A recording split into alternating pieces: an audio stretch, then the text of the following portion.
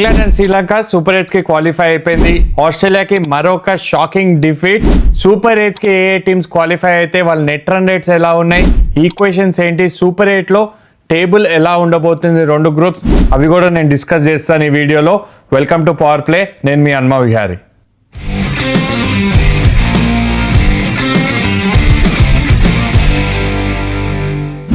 సరే, first Australia మ్యాచ్కి రాకముందు ఫస్ట్ ఇంగ్లాండ్ అండ్ అక్కడ జరిగిన మ్యాచ్ గురించి మాట్లాడతాను నేను. ఇంగ్లాండ్ అండ్ ఇటలీ మ్యాచ్ గురించి ఎలా అయితే జరిగిందో, ఇంగ్లాండ్ టాస్ గెలిచి ఫస్ట్ బ్యాటింగ్ ఎంచుకున్న తర్వాత ఒక టైంలో వాళ్ళు ట్రబుల్లో ఉండే, వికెట్స్ పడ్డాయి, 5 వికెట్స్ కోల్పోయారు, ఆల్మోస్ట్ 120 for 5 ఉన్నారు. అక్కడ నుండి ఇటలీకి ఛాన్స్ ఉండే, ఎందుకంటే ఇటలీ ఒకవేళ ఈ మ్యాచ్ గెలిచి ఉంటే బహుశా వాళ్ళు ఇంకా కంటెన్షన్లో ఉండేది వాళ్ళు క్వాలిఫై అవ్వడానికి.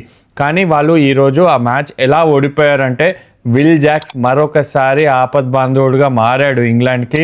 తను స్కోర్ చేసిన హాఫ్ సెంచరీ యాక్చువల్లీ స్కోర్ని 200+ దాకా తీసుకెళ్ళింది.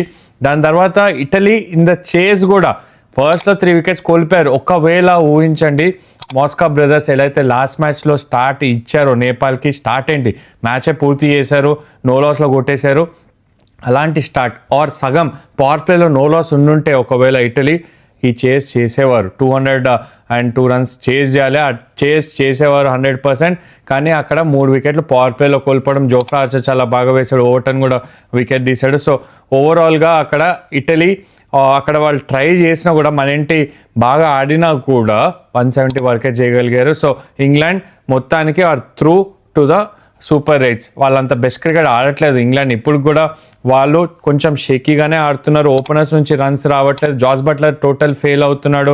మిడిల్ ఆర్డర్లో కూడా టామ్ బ్యాంటన్ ఒక మ్యాచ్ రన్ స్కోర్ చేశాడు, బెతెల్ ఒక మ్యాచ్ రన్ స్కోర్ చేశాడు. బట్ వాళ్ళు కన్సిస్టెంట్గా వాళ్ళకి సేవ్ చేస్తుంది మాత్రం విల్ జాక్స్ అనే చెప్పాలి. తను ఎలా అయితే ఆడుతున్నాడు బ్యాటింగ్, సోఫార్ వాళ్ళ బ్యాటింగ్ని కాపాడుతుంది విల్ జాక్స్. బట్ ఆ మ్యాచ్ పక్కన పెడితే సెకండ్ మ్యాచ్ చాలా చాలా ఇంట్రెస్టింగ్ మ్యాచ్. ఇది క్యాండీలో ఆడారు. కొలంబోలో వికెట్స్కి విరుద్ధంగా ఉంటుంది పిచ్. అక్కడ మంచి batting wicket, best batting wicket in Sri Lanka అని చెప్పొచ్చు. గ్రౌండ్ కూడా సైడ్ బౌండరీస్ చిన్నగా ఉంటాయి, స్ట్రైట్ బౌండరీస్ పెద్దగా ఉంటాయి. 80 meters straight boundary, side boundary 60 meters.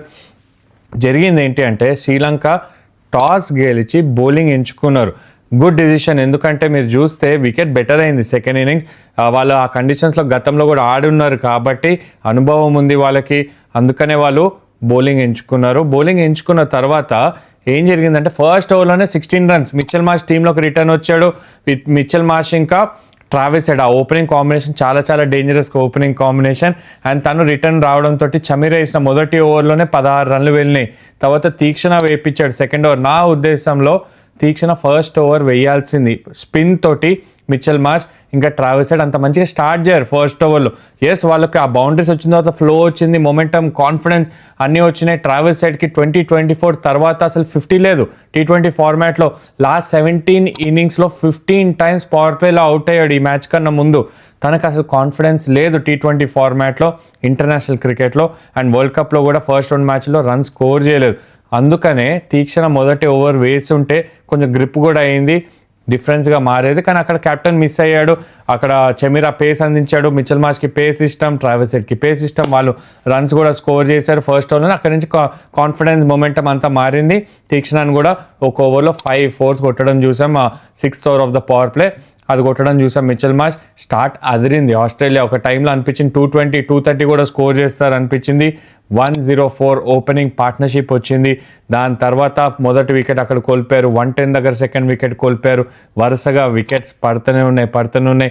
Partnership ఒక్కటి కూడా రాలేదు. ఒక మూమెంట్ చెప్తాను, catch of the tournament so far Pathum Nissanka Glenn మ్యాక్స్వెల్ది తీసుకున్న క్యాచ్. ఆ రివర్స్ స్వీప్ కొట్టాడు, పాయింట్లో ఎగురుకుంటూ క్యాచ్ పట్టాడు. అందరికీ ఎగురుకుంటూ క్యాచ్ పట్టిందే కనిపిస్తుంది, కానీ క్యాచ్ కన్నా ముందు రివర్స్ స్వీప్ ఆడుతున్నాడు అని తెలిసి వెనకాలకి ఉరికాడు. ఆ యాంటిసిపేషనే ఆ క్యాచ్కి లీడ్ చేసింది. ఒకవేళ యాంటిసిపేట్ చేయకపోయి ఉంటే అది క్యాచ్గా మారేది కాదు.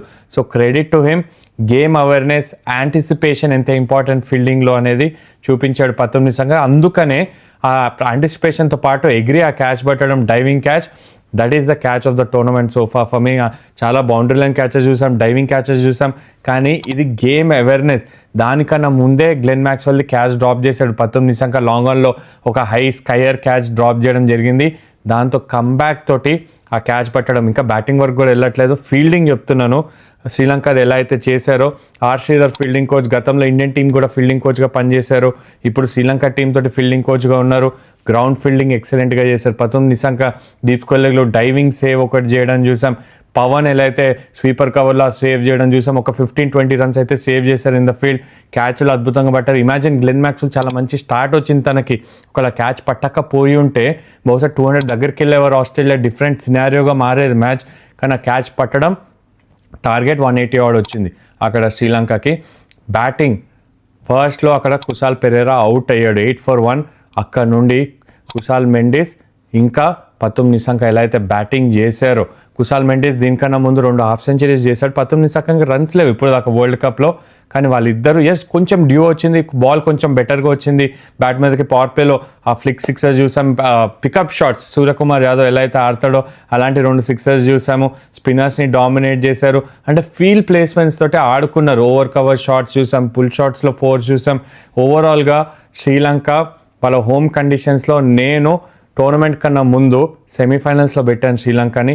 పతిరానా ఇంజర్డ్ అయ్యాడు ఈ మ్యాచ్లో. బహుశా టోర్నమెంట్లో ఉండడా, తను ఎలా అయితే ఆఫ్ ద ఫీల్డ్ వెళ్ళాడో బహుశా తను ఈ టోర్నమెంట్ కూడా రూల్ అవుట్ అవ్వచ్చు. మరి ఐపీఎల్ ఏమవుతుందో తెలియదు. కోల్కతా నైట్ రైడర్స్ తీసుకున్నారు తనని 18 crores పెట్టి, అది ఏం జరుగుతుందో మనకు తెలియదు. కానీ Hasaranga out of the tournament. ఇప్పుడు పతిరానా కూడా మిస్ అవుట్ అయితే చాలా పెద్ద బ్లో శ్రీలంకకి. But they are able to find a way. అక్కడ చూస్తే హేమంత వచ్చాడు రీప్లేస్మెంట్గా, లెగ్ స్పిన్నర్, తను 3 wickets తీయడం ఈరోజు. ఆ Travis Head wicket, first wicket తనే అందించాడు. So they are able to find a way. Host nations, crowd support ఉంటుంది. ఎక్స్ ఫ్యాక్టర్ వాళ్ళకి ఎవరు అంటే క్రౌడ్ అనే చెప్పాలి ప్రస్తుతానికి. వాళ్ళ బ్యాటింగ్లో Pathum Nissanka outstanding player. World కప్స్లో మహిళా జయవర్ధన్ తర్వాత తనే సెంచరీ స్కోర్ చేయడం. T20 ఫార్మాట్లో మహిళా జయవర్ధన్ 2010లో చేశాడు. ఆఫ్టర్ 16 years తను ఇంకొక సెంచరీ చేయడం. పతుమ్ నిశంక శ్రీలంక తరపున 2వ సెంచరీ ఇది, తన కెరియర్లో కూడా 2వ సెంచరీ. సో తను ఒక అద్భుతమైన నాక్ ఆడాడు, ఆల్మోస్ట్ 200 స్ట్రైక్ రేట్ తోటి ఆడాడు. అండ్ ఆస్ట్రేలియా మొత్తం కూడా షాక్లో ఉండే, అసలు ఏం ఆన్సర్స్ లేవు. అండ్ ఆస్ట్రేలియా చూసుకుంటే 3 bowlers ఆడారు అక్కడ. నేథన్ ఎలిస్, ఆడమ్ జాంపా, ఇంకొక ఫాస్ట్ బౌలర్ బాట్లెట్తో ఆడారు. మిగతా అందరూ కూడా ఆల్రౌండర్స్తో ఆడారు వాళ్ళు. Stoinis, Maxwell, Cooper Connolly. సో వాళ్ళ బౌలింగ్లో అంత పసలేదు. మీరు చూసుకుంటే హేజల్వుడ్ లేడు, కమిన్స్ లేడు, స్టార్క్ రిటైర్ అయిపోయాడు. బౌలింగ్లో ఎక్కడ కూడా స్ట్రెంగ్త్ కనబడలేదు ఆస్ట్రేలియాది. It is very very rare. ICC టోర్నమెంట్స్లో ఎప్పుడు కూడా ఆస్ట్రేలియా బౌలింగ్ అటాక్ అంటేనే ఫియర్ చేస్తారు ఆపోజిషన్. అలాంటిది ఆస్ట్రేలియా ఒక డిప్లీటెడ్ సైడ్ లాగా కనిపించింది. స్మిత్ని తీసుకొని వచ్చారు టీంలో ఎలిజిబుల్ ప్లేస్లో, కానీ తనని 11లో ఆడిపోయలేరు. సో ఇప్పుడు ఆస్ట్రేలియా పరిస్థితి ఏంటి, వాళ్ళు క్వాలిఫై అవుతారా అవ్వరా, నేను అంత సినారియో కూడా చెప్తాను. టేబుల్స్ ఎక్స్ప్లెయిన్ చేస్తాను. ఫస్ట్ గ్రూప్ ఏ నుంచి వస్తాను. ఇండియా ఫస్ట్ పొజిషన్ ఉంది, వాళ్ళు క్వాలిఫై అయిపోయారు, ఇండియా క్వాలిఫై అయిపోయింది. సెకండ్ USA, థర్డ్ పాకిస్తాన్ ఉంది. పాకిస్తాన్ ఆడేది నమీబియా తోటి. సో నమీబియాతో గెలిస్తే పాకిస్తాన్ త్రూ అయిపోతుంది, ఎందుకంటే USA మ్యాచెస్ అయిపోయినాయి. So Pakistan has to win against Namibia. Most probably అది అయిపోతుంది. పాకిస్తాన్, ఇండియా క్వాలిఫై అవ్వచ్చు. ఆ గ్రూప్లో ఇండియా ఆల్రెడీ వెళ్ళిపోయింది కాబట్టి పాకిస్తాన్ కూడా వచ్చే ఛాన్స్ ఎక్కువ ఉంది. గ్రూప్ బిలో ఇదే గ్రూప్ గురించి మాట్లాడుతున్నాము. ఇప్పుడు శ్రీలంక క్వాలిఫై అయిపోయింది, విన్ తోటి 3-3 గెలిచారు, క్వాలిఫై అయిపోయారు.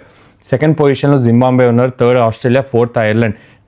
ఈ నెక్స్ట్ 3 teams కూడా క్వాలిఫై అయ్యే ఛాన్స్ ఉంది. ఎక్కువ ఛాన్స్ జింబాబ్వేకి ఉంది, ఎందుకంటే వాళ్ళకి ఇంకా 2 మ్యాచ్లు ఉన్నాయి. రేపు అంటే ఈరోజు జరిగే మ్యాచ్లో ఐర్లాండ్ వర్సెస్ జింబాబ్వే మ్యాచ్ ఉంది. జింబాబ్వే ఒకవేళ ఆ మ్యాచ్ గెలిస్తే వాళ్ళు క్వాలిఫై అయిపోతారు. Australia will be out of the tournament. ఒకవేళ జింబాబ్వే ఓడిపోయి ఐర్లాండ్ గెలిచిందంటే వాళ్ళు మంచి నెట్ రన్ రేట్తో గెలవాలి. ఐర్లాండ్కి ఇది లాస్ట్ ఆపర్చునిటీ కాబట్టి వాళ్ళు మంచి నెట్ రన్ రేట్తో గెలిస్తే వాళ్ళు ఇంకా టోర్నమెంట్లో ఉంటారు. జస్ట్ హోప్ ఉంటుంది. అప్పుడు జింబాబ్వే శ్రీలంకతో కూడా ఓడిపోయి వాళ్ళ నెట్ రన్ రేట్ తగ్గాలి. ఇప్పుడు నెట్ రన్ రేట్స్ ఎంత ఉంది, ఆ టేబుల్ ఎంత ఉందని మీకు ఇస్తాను చూడండి. జింబాబ్వే ఆల్మోస్ట్ 1.8, 1.9 దాకా ఉంది. ఆస్ట్రేలియా 0.4 ఉంది. అండ్ ఐర్లాండ్ 0.2 దాకా ఉంది. సో నెట్ రన్ రేట్స్ కీగా మారచ్చు. ఒకవేళ జింబాబ్వే రేపు అక్కడ ఐర్లాండ్తో ఓడిపోతే నెక్స్ట్ మ్యాచ్లో అది జరుగుతుందా జరగదా, ఆస్ట్రేలియా టోర్నమెంట్ నుంచి అవుట్ అవుతుంది. ఒకవేళ వాళ్ళు అవుట్ అయితే it's a biggest news. Ireland or Zimbabwe through అయింది అంటే it's one of the biggest upsets or world cup హిస్టరీలోనే ఇది చాలా పెద్ద మూమెంట్గా మారచ్చు. అండ్ గ్రూప్ సిలో ఇంగ్లాండ్ అండ్ వెస్టిండీస్ త్రూ అయిపోయారు, అక్కడ ఏ ప్రాబ్లం లేదు. గ్రూప్ డిలో న్యూజిలాండ్ ఈరోజు కెనడాతో మ్యాచ్ ఉంది, ఒకవేళ వాళ్ళు గెలిచారంటే వాళ్ళు సౌత్ ఆఫ్రికా కూడా త్రూ అయిపోతారు. అది ఇప్పుడు సినారియో. గ్రూప్ బి ఒకటే చాలా ట్రిక్కీగా మారింది. ఐ ఫీల్ జింబాబ్వే కొట్టేస్తుంది ఐర్లాండ్ని. వాళ్ళు ఎలా అయితే ఫామ్లో ఉన్నారో ఓన్లీ బిగ్ బ్లో ఏంటంటే Brendan Taylor out of the tournament మనం చూసాం, తను ఇంజరీ అయింది, తను వరల్డ్ కప్లో అవైలబుల్ ఉండడు. But still I think they will find away Zimbabwe, ఎందుకంటే లాస్ట్ మ్యాచ్ వర్సెస్ శ్రీలంక అది చాలా ట్రిక్కీ మ్యాచ్గా మారచ్చు. నెట్ రన్ రేట్స్ ప్లేలోకి రావచ్చు ఒకవేళ ఈ మ్యాచ్ వర్సెస్ ఐర్లాండ్తో ఓడిపోతే. అండ్ గ్రూప్ ఎయిట్స్కి వెళ్ళాక, సూపర్ ఎయిట్స్కి వెళ్ళాక గ్రూప్స్ ఎలా డివైడ్ అయితే ఆల్రెడీ డివైడ్ అయిపోయినాయి, ఎందుకంటే ప్రీ సీడింగ్ అంటారు. ప్రీ సీడింగ్ అంటే ఏ ర్యాంకింగ్ బట్టి ఆల్రెడీ డిసైడ్ చేస్తారు ఏ టీమ్స్ ఏ వెన్యూలో ఆడాలి, ఎవరితో ఆడాలి అని. అంటే వాళ్ళు ప్రాబిలిటీ పెట్టుకున్నప్పుడు suppose India, south Africa, West Indies, Australia actually group ఏలో ఉండే సూపర్ ఎయిట్స్లో. ఇప్పుడు ఆస్ట్రేలియా ఒకవేళ రాకుండా జింబాబ్వే వస్తే ఆస్ట్రేలియాని జింబాబ్వే రిప్లేస్ చేస్తుంది. So that will be the scene. Group బిలో Sri Lanka, Pakistan, England and New Zealand. అది గ్రూప్ బిలో, అక్కడ శ్రీలంకలో జరుగుతాయి ఆ మ్యాచెస్. ఇది సీన్. ఇండియా 3 మ్యాచ్లు, ఒకటేమో అహ్మదాబాద్లో ఆడతారు వర్సెస్ సౌత్ ఆఫ్రికా, ఒకటి నాకు తెలిసి కోల్కతాలో ఆడతారు, ఇంకొకటి చెన్నైలో ఆడతారు. 3 మ్యాచ్లు అక్కడ ఆడడం జరుగుతుంది. బట్ ఈ టోర్నమెంట్ చాలా చాలా ఇంట్రెస్టింగ్గా మారుతుంది. ఆస్ట్రేలియాకి అయితే చాలా పెద్ద షాక్. లాస్ట్ మ్యాచ్ జింబాబ్వేతో షాక్ తగిలితే ఈ match captain Mitchell Marsh return వచ్చాక కూడా యాక్చువల్లీ 200+ స్కోర్ చేయాలి, వాళ్ళు ప్రెషర్లోకి వెళ్ళారు, వాళ్ళు ప్యానిక్ అయ్యారు. ఇమాజిన్ ఆస్ట్రేలియా అనే టీం ప్యానిక్ అయ్యింది అంటే that is how this world cup is going. It's very very unpredictable.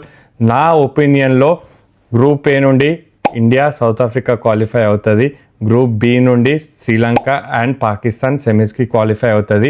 నేను స్టార్ట్ ఆఫ్ ద టోర్నమెంట్ కూడా చెప్పాను, ఇప్పుడు కూడా అదే స్టిక్ ఆన్ అయి ఉంటున్నాను. మీరేమనుకుంటారు కమెంట్స్లో చెప్పండి.